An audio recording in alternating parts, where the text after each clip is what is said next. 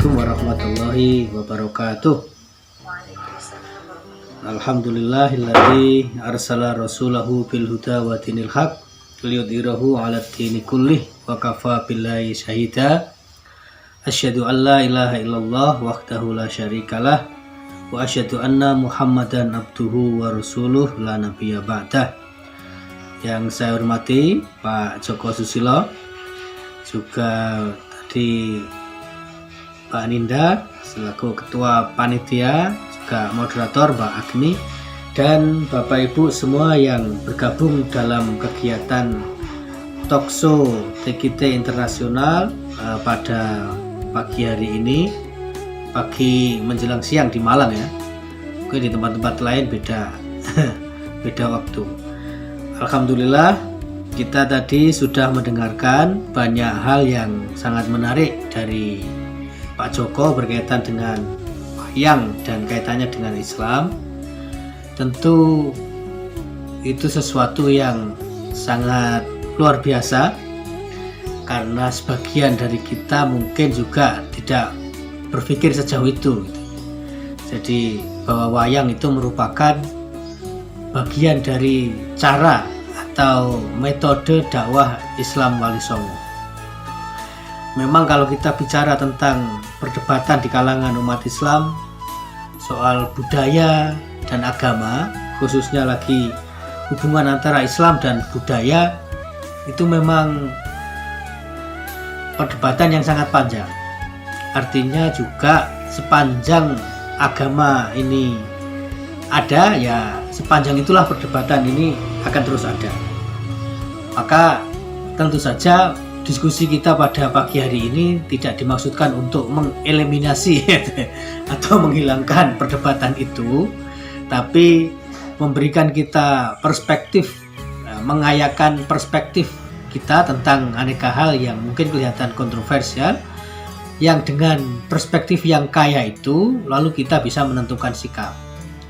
Saya kira persoalan sikap yang berbeda itu sesuatu yang tidak bisa kita hindari.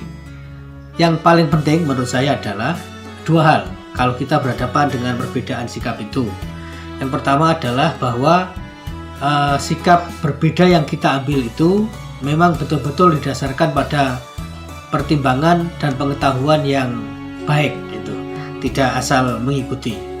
Itulah yang dalam bahasa agama sering disebut dengan taklid ya. Taklid itu bukan maknanya mengikuti sesuatu tanpa mengetahui dasarnya, sehingga dalam perbincangan tentang fikih biasanya disebut dengan taklidul a'ma, taklid buta ya. Maknanya adalah orang mengikuti tanpa tahu dasarnya, atau paling tidak mengikuti sesuatu tanpa mengetahui apa makna dibalik hal yang dia ikuti itu. Itu prinsip yang pertama. Kemudian yang kedua menurut saya adalah setelah kita berada pada satu posisi, pastilah akan ada posisi yang berbeda dengan kita yang dimiliki oleh orang lain.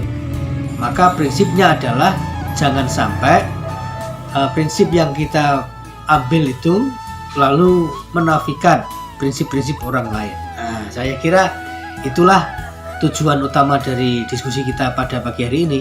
Tidak bermaksud mengeliminasi pandangan-pandangan yang berbeda, tetapi setidaknya jika kita berada dalam situasi satu perbedaan, dua sikap tadi itu bisa kita ambil. Tentang wayang tentu sangat menarik ya. Penuturan Pak Joko tadi luar biasa, buka kita banyak wawasan bagi kita gitu. Saya sendiri sedikit membaca tentang kaitan Islam dan kebudayaan ini dalam kaitannya dakwah Wali Songo. Maka ini dalam konteks Indonesia tidak bisa dilepaskan dari Islamisasi Nusantara. Itu misalnya begini, wayang itu bahasa lainnya itu bahasa Jawanya gitu ya. Bahasa Jawa lain yang digunakan untuk nyebut wayang itu ternyata ringgit itu. Nah, ringgit itu ternyata singkatan atau akronim dari Sunan Giri ingkang nganggit. Sunan Giri yang menciptakan. Nah, ini dari versi yang saya baca ya, tentu akan sangat terbatas. Tapi di situ ada cerita bahwa sebenarnya Sunan Kalijogo bermaksud menggunakan media kebudayaan yang sudah berkembang di dalam masyarakat untuk menyebarkan ajaran Islam. Sehingga wayang itu ya diambil. Kalau Cak Nun, MH Najib itu sering bercerita, wayang itu sebelumnya ya bukan pertunjukan dalam arti ada medianya seperti wayang yang sering kita lihat itu, atau mungkin juga bayang-bayang seperti yang tadi diceritakan Pak Joko. Lebih awal dari itu menurut Cak Nun itu ya pokok orang kumpul-kumpul saling bercerita gitu. Memang medianya untuk berkumpul. Kemudian Sunan Kalijogo ingin melakukan modifikasi terhadap wayang, sehingga dia ciptakan sebuah prototipe wayang, tapi bentuk yang diciptakan oleh Sunan Kalijogo itu 3 dimensi gitu. Kira seperti boneka itu 3 dimensi. Nah, setelah dikonsultasikan kepada Sunan Giri, ternyata Sunan Giri menyatakan, Adinda Sunan Kalijogo, tolong ini direvisi supaya tidak membuat prototipe yang mirip manusia. Nah, kira-kira gitulah itu.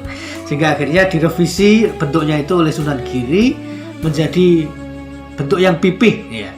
Sebelum muncul karakter-karakter tadi itu kan kita bicara bentuk dasarnya itu pipih, seperti wayang yang sekarang kita lihat itu pipih.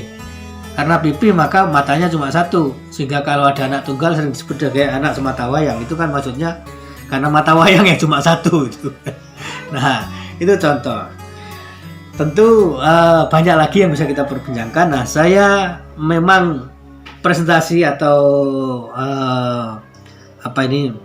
slide saya ini saya ambil saja. Kebetulan kurang lebih sebulan yang lalu saya berbicara dalam sebuah forum internasional yang diadakan oleh INVIT. INVIT itu apa ya? Saya lupa singkatan persisnya, tapi INVIT itu seperti konsorsium LSM se-Indonesia gitu, tapi dengan LSM internasional di Indonesia gitu. Jadi LSM internasional di Indonesia bergabung menjadi satu di bawah koordinasi INVIT, itu mengadakan sebuah seminar yang salah satu temanya itu tentang agama dan kebudayaan. Waktu itu saya berbicara tentang pengalaman Muhammadiyah. Nah, maka untuk kepentingan hari ini saya merevisi sedikit menjadi Religion and Culture, the Experience of Islam. Bukan apa-apa, karena mumpung sudah ada bahannya maka saya buat saja gitu.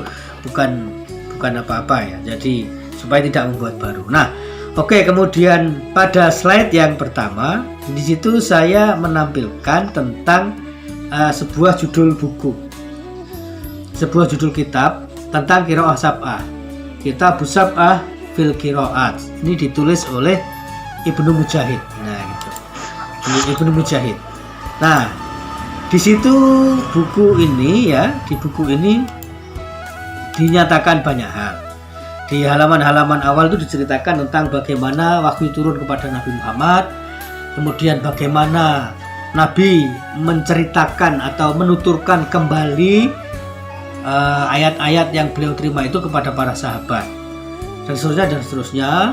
Lalu ada sekian sahabat yang menghafal secara total, ada yang menghafal secara sebagian, lebih banyak dari yang tidak dihafal, ada yang menghafal sebagian, artinya yang dihafal lebih sedikit daripada yang tidak dihafal, dan seterusnya. Nah, yang menarik itu adalah kemudian di bagian tertentu disebutkan wa takhfifan alal qabail wa mura'atu lillah jatil muhtalifah kana rasulu alaihi salam yatlu kalimatahu bilah jatin muhtalifatin taisiran ala ahli tilkal qabail fi tilawatihi. Nah, ini saya ingin memulai dengan kutipan dari kitab ini.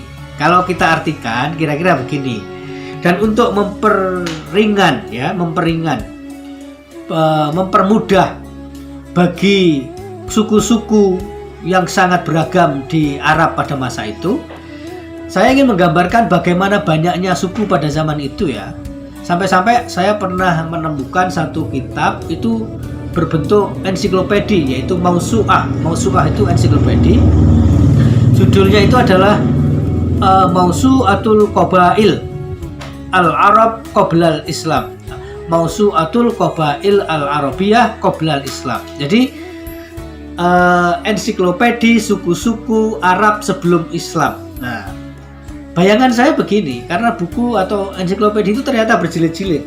Kalau untuk mendiskusikan suku saja harus ada ensiklopedinya yang berjilid-jilid, berarti itu kan sangat banyak. Nah, lalu ini saya hubungkan dengan kitab ini, wa takhfifan alal qabail, dan supaya suku-suku yang berbeda-beda itu tidak terbebani oleh cara membaca Al-Quran, karena mereka memiliki lahjah. Lahjah itu artinya logat yang berbeda-beda.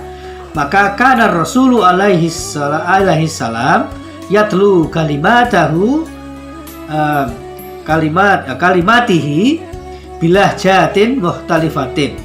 Maka Rasulullah membacakan kalimat-kalimatnya, artinya berarti ayat-ayat di dalam Al-Quran itu bilahjatin muhtalifatin, dengan lahjah, dengan logat, dengan dialek yang berbeda-beda.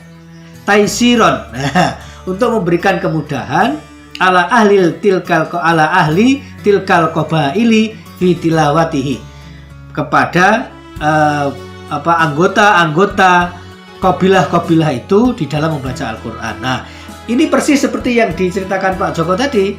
Di Indonesia misalnya ini tidak bermaksud melakukan stereotyping terhadap kelompok tertentu, tapi misalnya ada kelompok-kelompok masyarakat di Jawa yang tidak bisa ngomong ain, tapi ngain, nah, misalnya gitu. Apakah lalu kita akan menyatakan itu tidak boleh, dipaksa kayak apapun memang tidak bisa? Sehingga tadi Pak Joko dengan sangat tepat menggambarkan yang terpenting adalah bukan bagaimana mengucapkannya, tapi yang paling utama adalah kesadaran beragamanya itu. Nah, maka ini ternyata begitu, ada presiden sejarahnya bahwa Nabi Muhammad membacakan Al-Quran kepada para sahabat dengan 7 bacaan yang disebut dengan qiraah sab'ah. Itu memang tujuannya adalah taisiron ala ahli tilkal qabaili fi tilawatihi, yaitu supaya orang-orang dari berbagai kelompok suku yang berbeda-beda itu tidak kesulitan mengikuti bahasa Al-Quran. Kemudian wakana yahdatsu ayatlu ba'da sahabati ayatin bilahjatin sami'aha minar rasul syafahiyat. Nah, itu. Jadi ada yang ya mengikuti saja yang didengar dari Rasulullah secara langsung. Nah, tetapi intinya adalah ternyata di dalam apa yang kita kenal dengan qiraah sab'ah selama ini, itu di dalamnya terdapat unsur-unsur kebudayaan. Dan contoh ini menurut saya juga menjadi satu penegasan kepada kita bahwa Islam itu adalah sebuah agama yang tidak begitu saja memiliki daya penghapus terhadap kebudayaan-kebudayaan yang telah ada di dalam masyarakat. Kemudian yang selanjutnya, misalnya kalau kita mengikuti belajar tentang membaca Al-Quran dengan nada, istilahnya nangom itu ya.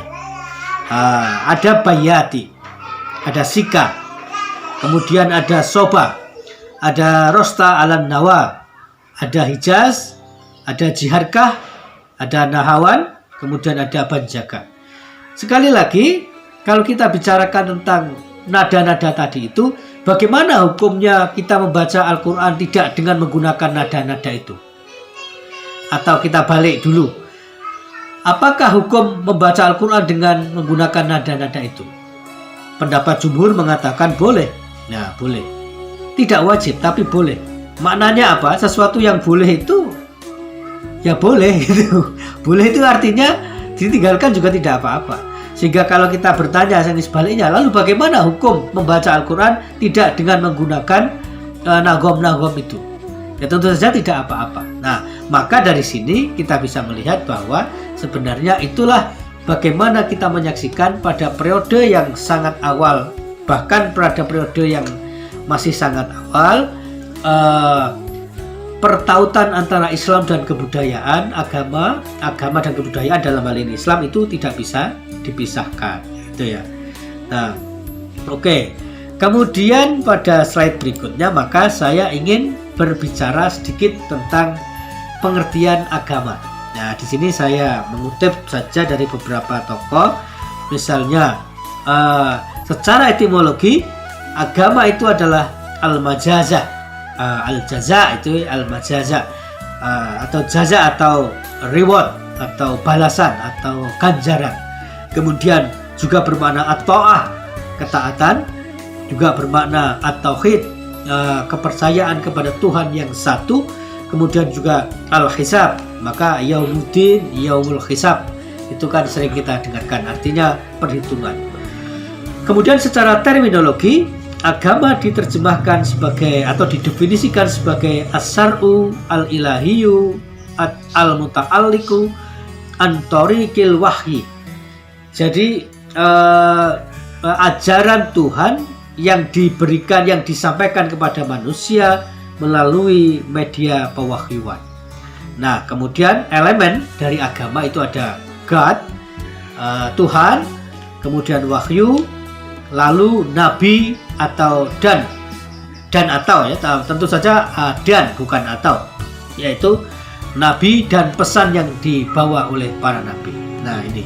Kemudian selanjutnya kita akan lihat di sini apa definisi kebudayaan. Nah, itu ya. Definisi kebudayaan itu apa sih gitu? Kalau begitu, kalau agama itu seperti itu tadi, maka kebudayaan misalnya, ini budayawan Indonesia yang sangat antropolog Indonesia yang sangat terkenal bernama Kuncoro Ningrat, beliau menyatakan kebudayaan itu adalah seluruh sistem gagasan dan perasaan atau karya yang dihasilkan oleh manusia untuk kemudahan hidup mereka. Nah, gitu. Kemudian ada sarjana barat namanya E.B. Taylor, dia mengatakan kebudayaan adalah kompleksitas atau kumpulan yang kompleks dari keyakinan, pengetahuan, keahlian atau keterampilan, kemudian norma hukum, kebiasaan, kemampuan manusia untuk memproduksi sesuatu, dan tradisi manusia. Kemudian Ernst Cassirer, dia menyebut culture itu ideas and symbol, jadi simbol dan gagasan dan simbol, dan agama adalah bagian dari kebudayaan manusia. Nah, ini agak berbeda. Kalau kita lihat kesimpulan Kuncoro Ningrat, maka dia berbicara tentang kebudayaan itu ya segala sesuatu yang dihasilkan oleh manusia untuk mempermudah kehidupan.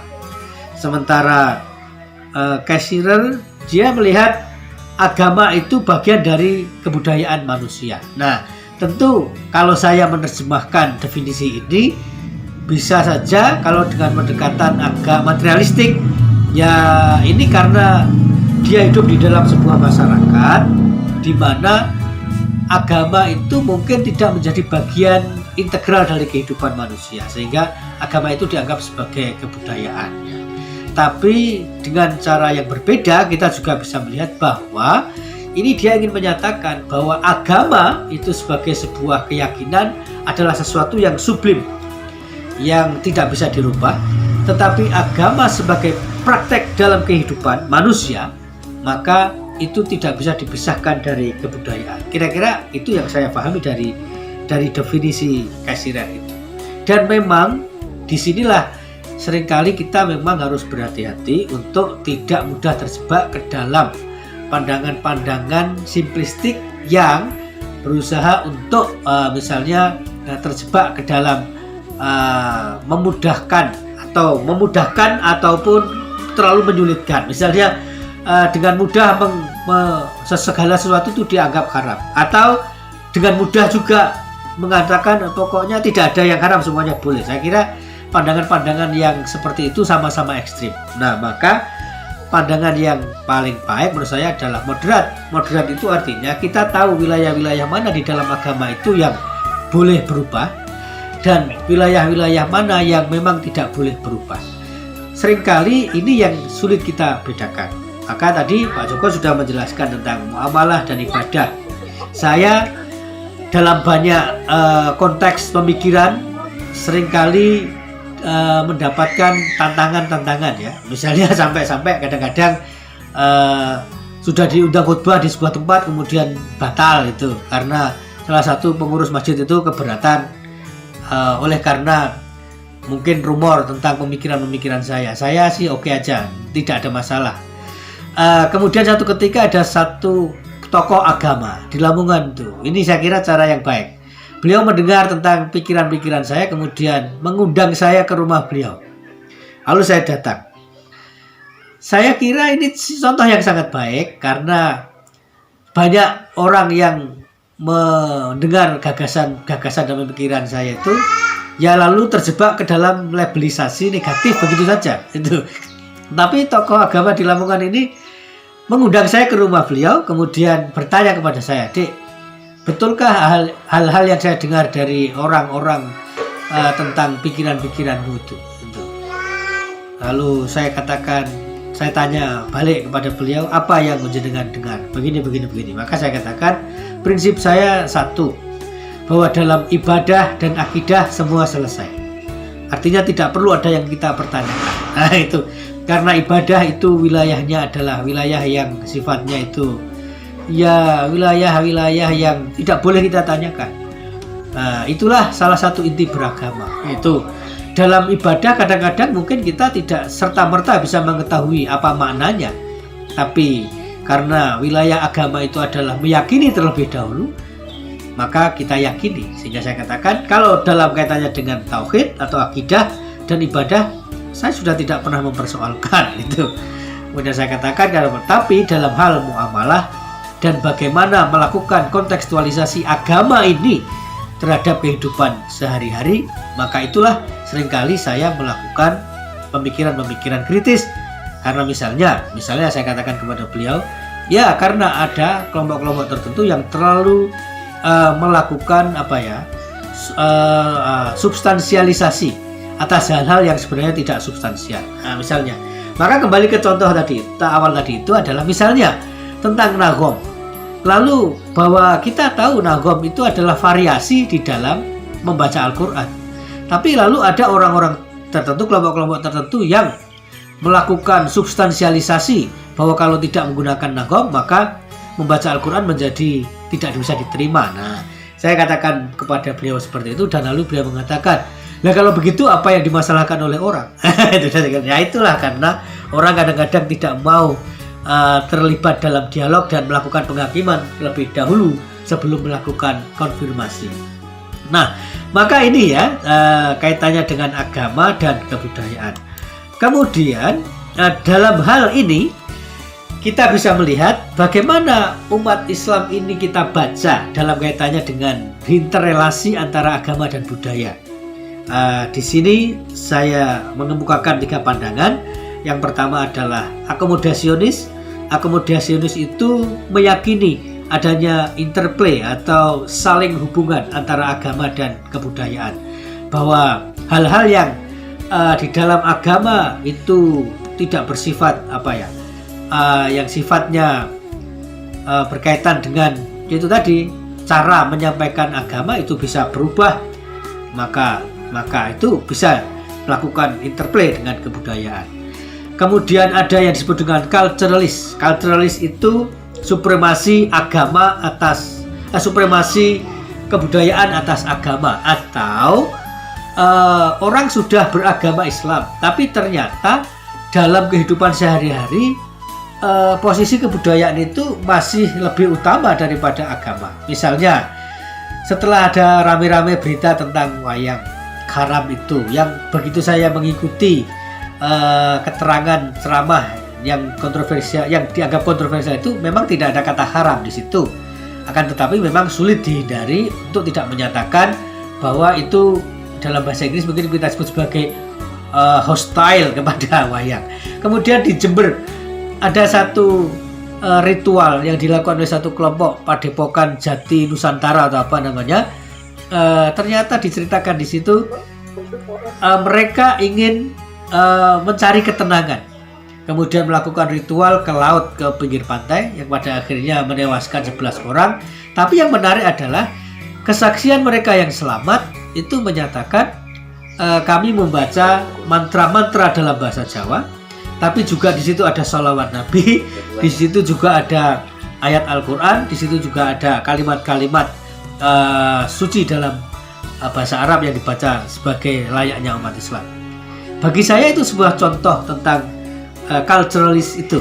Jadi ada supremasi kultur, supremasi kebudayaan di atas agama. Atau persis di depan rumah saya ini, ini karena saya tinggal di kampung ya, persis di depan rumah saya diundang oleh tetangga untuk panen, bukan panen, tasakuran panen. Nah, tasakuran panen itu, jadi kalau habis panen itu mereka tasakuran. Kemudian saya datang. Yang menarik adalah karena sebagai tetangga ya diundang ya saya datang. Yang menarik adalah ternyata mereka tasakuran panen, kemudian membaca shalawat Nabi, membaca ayat Quran, membaca hadis dan lain-lain. Lalu di situ disebutkan mantra-mantra dalam bahasa Jawa. Yang di situ lalu saya dengar nama Nabi Sulaiman, Nabi Ibrahim, Nabi Muhammad, Khalifah yang 4. Kemudian juga sampai Dewi Sri, ya, itu Dewi Pati yang dalam keyakinan orang Jawa. Jadi pertanyaan saya setelah pulang dari acara itu adalah bagaimana menghubungkan Dewi Sri dengan Nabi Muhammad itu? Bagaimana menghubungkan Dewi Sri dengan Khalifah yang 4 dalam satu mantra? Nah, menurut saya itulah contoh culturalis. Kemudian yang terakhir adalah antagonistik, yaitu ketidakmungkinan pandangan yang menyatakan tidak mungkinnya agama itu mengakomodasi kebudayaan sebuah masyarakat. Nah, itu. Ini yang harus kita saksikan di dalam masyarakat kita. Mungkin ada yang begitu, ada yang begini. Kemudian tendensi yang lebih kuat untuk meminggirkan kebudayaan, atau dalam bahasa yang lain disebut dengan dekulturalisasi agama atau dekulturalisasi Islam. Nah, saya kira begitu pengantar diskusi dari saya. Mudah-mudahan bisa diikuti dan difahami. Terima kasih. Assalamualaikum warahmatullahi wabarakatuh.